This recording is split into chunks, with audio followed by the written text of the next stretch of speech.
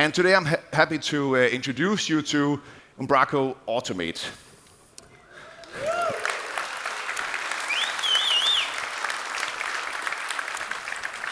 Automate is automation workflow tools. Lets you create, manage, and run automations directly from the back office of Umbraco. You can automate all the things like when pages are changing or media is uploaded or whatever events you might be thinking of, you can start to do automations based on this directly from Umbraco. So behind the scenes, what's of course happening is that it's built around a trigger and actions or a set of actions. The actions can be chained, they can be built into logic chains, and you can build out pretty complex automations from inside of Umbraco now. So aside from CMS, of course we're also shipping with triggers and actions for all of our other products like Engage and Forms and Commerce and Umbraco Deploy, but of course also for Umbraco AI Agent. So this is really where AI agents can start to run on their own when something else happens in the ecosystem around you. So, of course, we should see a little demo here as well. So this is the new Automate section in the Umbraco back office. I'll click Create to create a new one, and I'll call it Tell me when the homepage is changing. I'll add a new trigger. I'll find a content trigger here that is content saved, and I'll say, let's do it only for the pages of the type homepage, right? Then I'll add an action. And the first action is just a get content item, so I can actually get all the details of the page that just triggered. And then to see this demo, I'll just add a Slack action as well that will take the homepage node, read the name from it, so I can see that if the name has changed, and just pass it into a Slack message. I've prepared a channel here.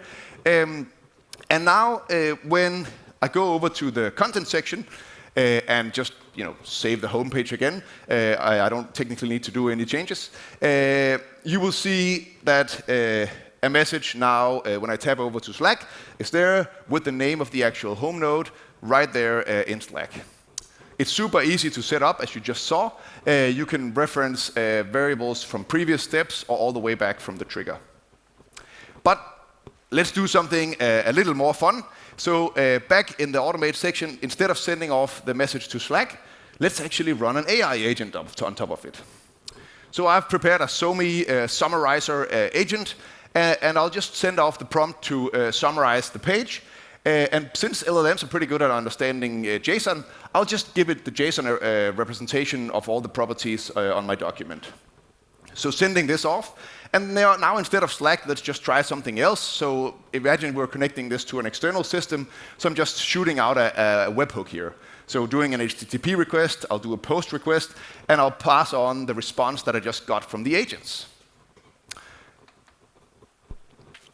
And yeah, now when I save this, I go back to the home page, resave it again so it triggers. You'll see that it takes a little bit longer. When we go over to the Automate section, we can see that the run now actually takes a few seconds to complete. You can see what steps are happening and dive into all of those. And when you tap over to your website or your webhook debugger, you can see that the response is right there, the summary of the page that I was on. So super, super helpful. But let's do something even more fun. So let's create a new automation here, and I'll ask it to transcribe media when I actually start uploading it. So this time I'll listen for the media saved event. That's what happens when you save it or you upload a new media to the media section.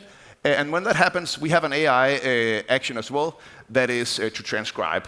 So I'll use the transcription one. I'll just use the trigger. So the file that actually triggers this will be passed on to here.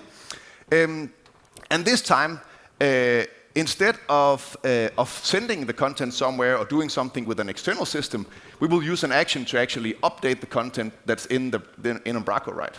So we'll use a media property update. We will reference the trigger again.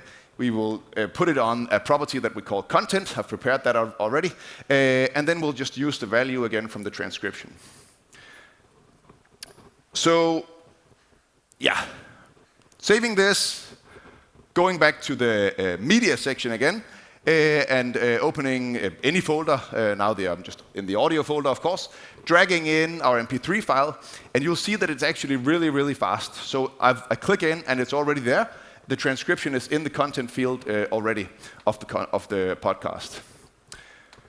It's very cool. This really shows the power of very simple automations. Of course, you can imagine doing the same kind of thing with like setting the focal point or writing alternative text or tagging your media or anything like this. The opportunities here are really endless. But sometimes, you know, AI is, sometimes you might want a human in the loop, right? So in between the AI step and actually setting it, let's add a human in the loop. So there's a request approval action that I can add here. And if I do that, I can pass on a prompt that's actually being prompted to a person and tell the person to validate this before. And as you can see, the chain is broken. It goes out into the approval step before it finishes off and actually sets the property. So when we do this, I'll just go back and just resave it again because that triggers the event, as I said. And then you can now see that if I go into the approvals tab, you can see that there's approval waiting for me here. Now I'll just approve it blindly. But of course, that's the point. And you can see when I approve it, that when I go back to runs, that you can see that it was paused, so it took a lot longer to actually complete the transaction that before it happened in just a few seconds. This is really, really cool. To learn a lot more about this, the talk that I mentioned before from Matt about AI and Umbraco also covers Umbraco Automate, and there's a little bit about how you build extensions, how you do stuff here yourself.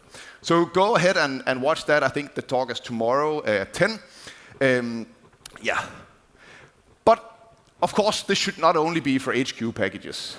This is, as I said, it's built for extensions. You can build your own triggers. You can build your own actions. And we actually, this year, gave a few people a little bit of an early access to Umbraco Automate to see what they would be building with some of the most used community packages out there. So at launch, we also have support for some of the most popular packages out there today. So you can do automatic translations with the translation manager, and you can even, in Newsletter Studio, do conditionally send out or add to mailing lists and send out transactional emails as well. Super, super powerful use of Umbraco Automate. I think Automate is really cool addition to the ecosystem. I can't wait to see what all of you will be building on top of it. And I'm happy to say that Umbraco Automate is free. It's open source, so everybody can start using it today.